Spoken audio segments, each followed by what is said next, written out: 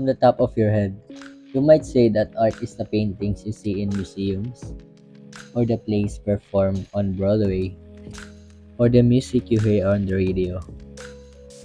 In a sense, you're right, but it actually goes deeper than that. Defining art is as tough as it gets.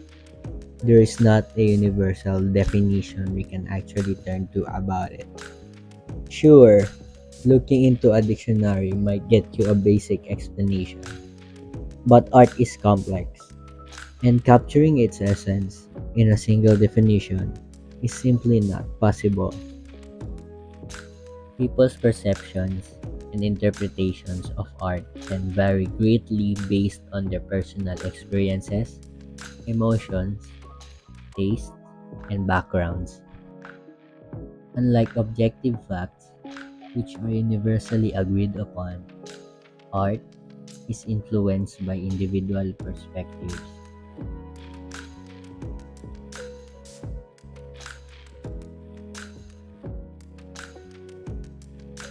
Do you ever wonder why art has persisted for so long and why it even exists in the first place? Why do we make art? What makes it so important? There are a couple of reasons why, but here are the top three. First, art provides a unique medium for expressing emotions, ideas, and experiences that might be difficult to convey through words alone. Second, art serves as a record of cultural and historical events, preserving the values, beliefs, and experiences of different societies across time. And third, it can inspire, comfort, challenge, and provoke thought. Art makes us human.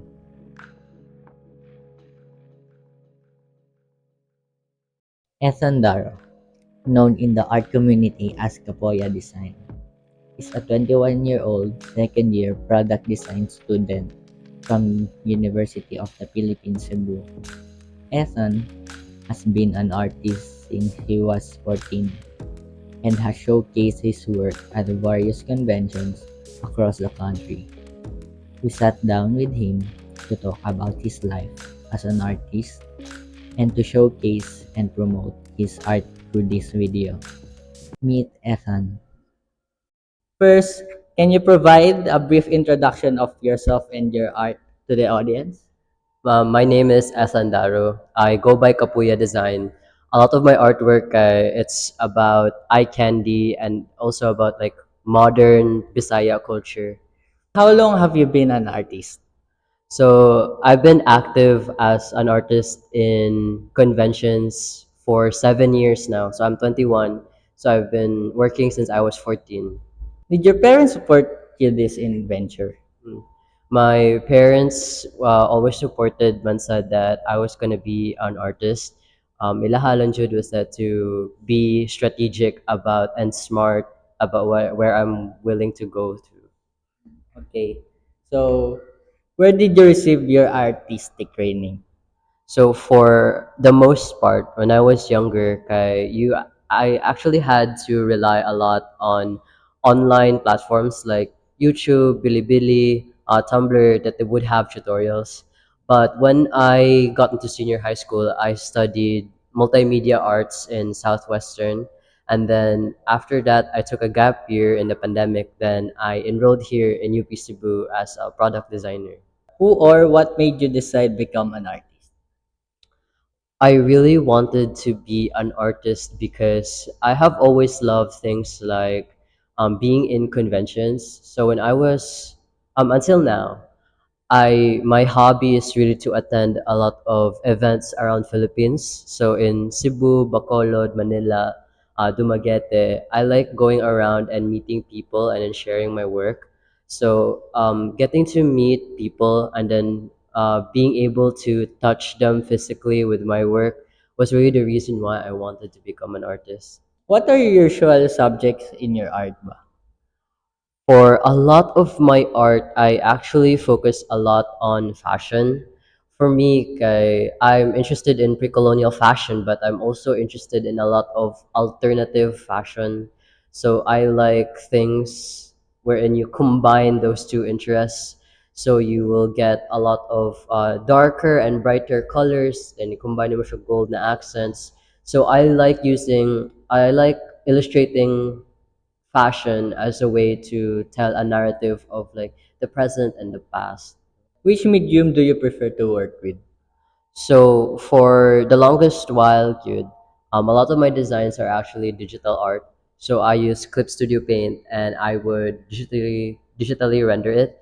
But ever since I've been enrolled in UP, they gave me classical training in first year. So that's a lot of sketching. We had a bit of graphite, markers. And right now, since I'm a product designer, we actually have organic materials and synthetic materials.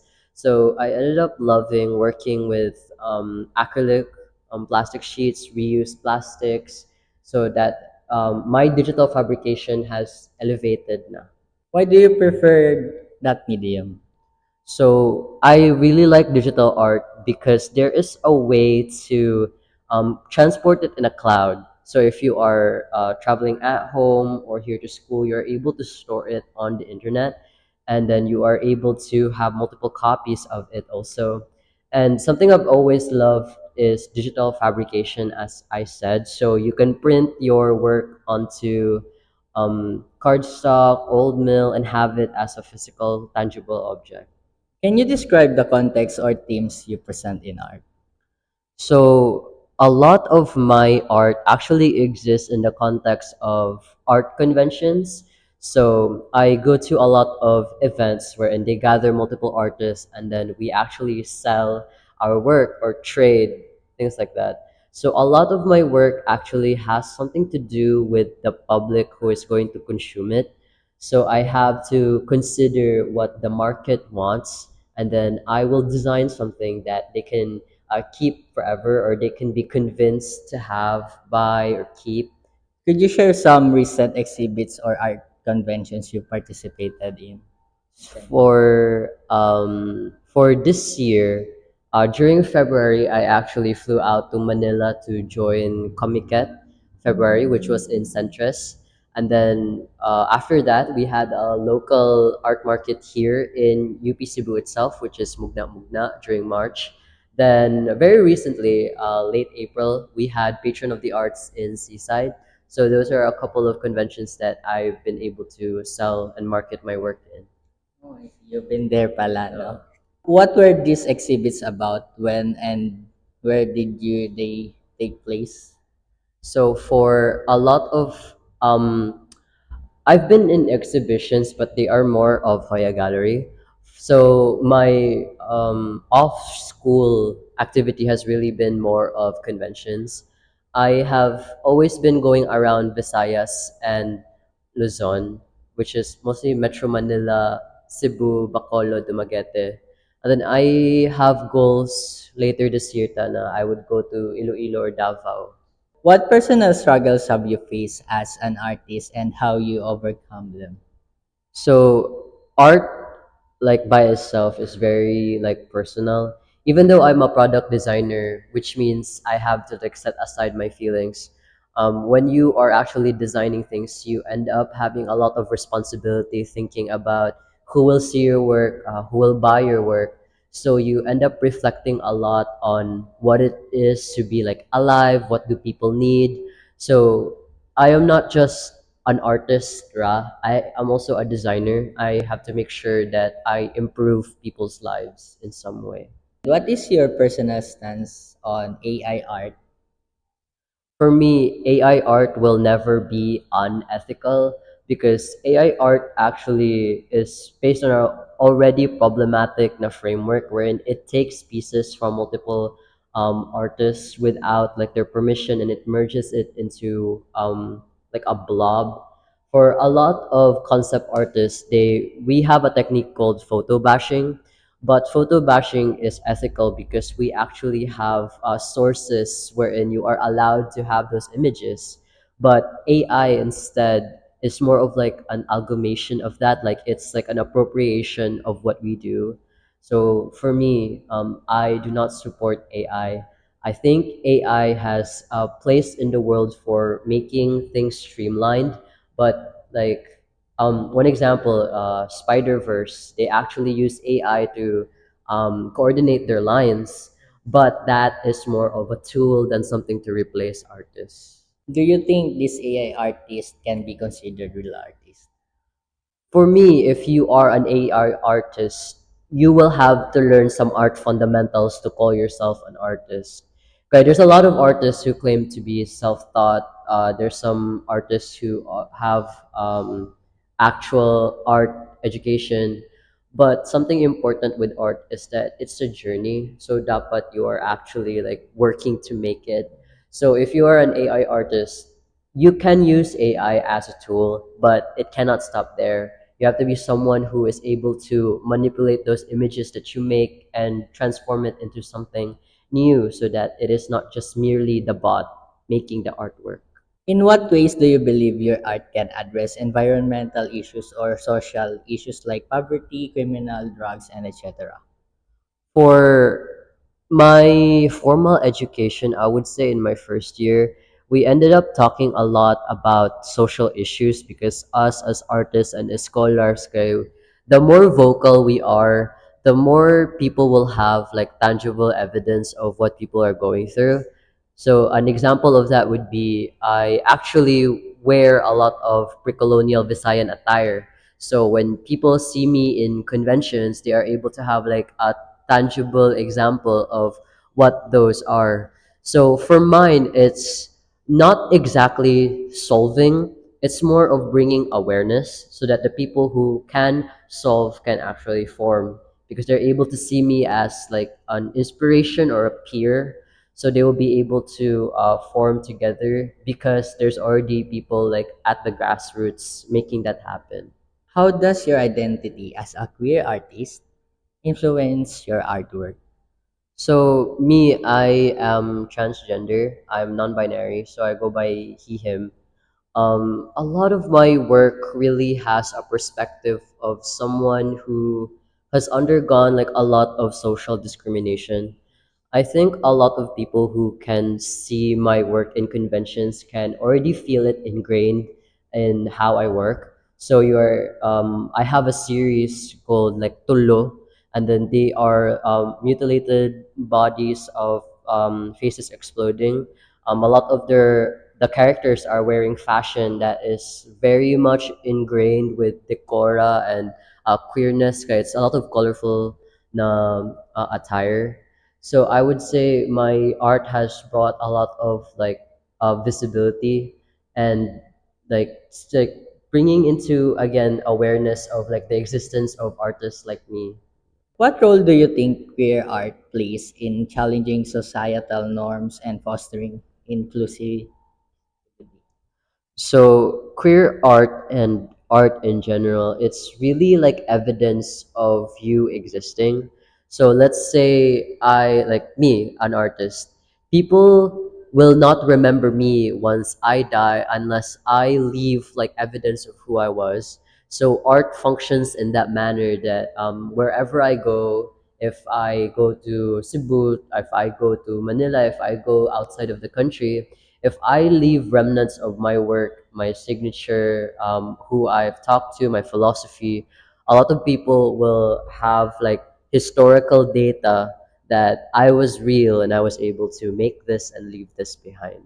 What is your message to the young aspiring artist who wants to break in this art scene? So number one, you gotta be someone who is confident. So I came in here when I was 14 and I was super scared because like you're still super young. You can start really small. You can group up together with people who have the same interests as you. You don't have to do it alone. Like you can group talaga with bigger people or even like smaller peers. And then less like a lot of artists have the like I would say it's not a bad trait, but a lot of us share the trait of overthinking. So less thinking sometimes and more of application because when you actually do them, you're able to problem solve backwards naman.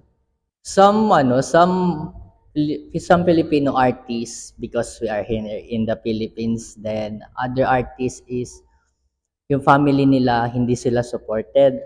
So, ano yung advice mo sa kanila para magpadayon or gihapon sa pagiging artist? For practicality, being an artist doesn't have to be the extreme forefront of your life. If you've ever seen the movie Soul, wherein there is a jazz player and then only focusing on music actually hinders his music. So if being an artist is starting to hurt you and your family, what you can do is actually explore the core of why you love art. So if your parents really want you to be an engineer, I'm not saying that you have to be an engineer, but you can find a good sweet spot wherein you can get what you're comfortable with and what you want. Because being an artist has a lot of risk here in the Philippines. You can, with social responsibility, you could get red tag when it comes to a lot of salary, like it's not very well paying in some industries, so you do have to pick and choose your battles. So don't be too hard on yourself. If you have to give up certain parts, just don't give up all of the parts and keep going with that in mind. We hope that after hearing from Ethan, you can continue to support him in his journey as well as endorse the art community of the Philippines so that it may reach greater heights. Here are some highlights from the interview.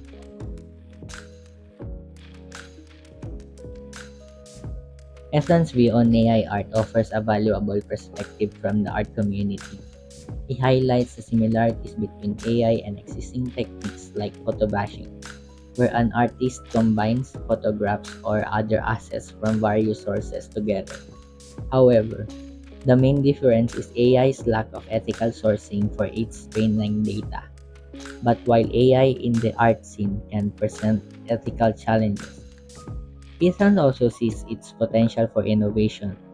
As he pointed out, AI can be a tool to streamline workflows, but at the end of the day, human creativity remains the driving force.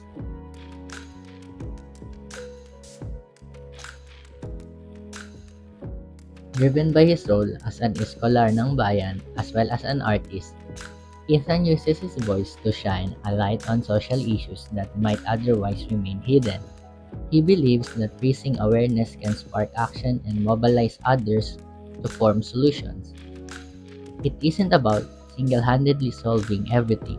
It is about being an inspiration to others and bringing these issues to light so that those with the power to make a difference could see and act. This, in turn, could empower existing grassroots efforts already working for change. Visibility is a very important part of queerness. What people see and hear in the media, from television shows to social media posts in advertising, influences their decisions in boardrooms, academia and institutions of higher education, courtrooms, newsrooms, living rooms, and at the elections. This is why queer representation is important, and as Ethan accurately conveyed, as a queer artist, you have to leave evidence of you existing. Ultimately, your art has the power to shift the narrative and create a world where all identities are valued and celebrated. In his message to young aspiring artists, Ethan advises them to be confident and focus on action rather than overthinking. Reflecting on his own beginnings at 14, when everything felt scary and new, he says you can start small and connect with like-minded individuals. He acknowledges the significant challenge of lacking support from family and friends, and suggested that, for practical reasons, being an artist doesn't have to be at the forefront of your life. Ethan believes in finding a balance where you can express your artistic vision while maintaining comfort and stability. He warns about the risks of pursuing art full-time in the Philippines, such as red tagging for speaking on social issues and the financial instability of being underpaid or lacking a consistent salary. He advises picking and choosing battles wisely and not being too hard on yourself. Certain sacrifices are necessary as long as you don't completely abandon your artistic pursuits. Hopefully, we can one day live in a nation where art is not seen as a dead end. But until then, our fight continues. Before we end, let's take a final look at some of Ethan's amazing artwork.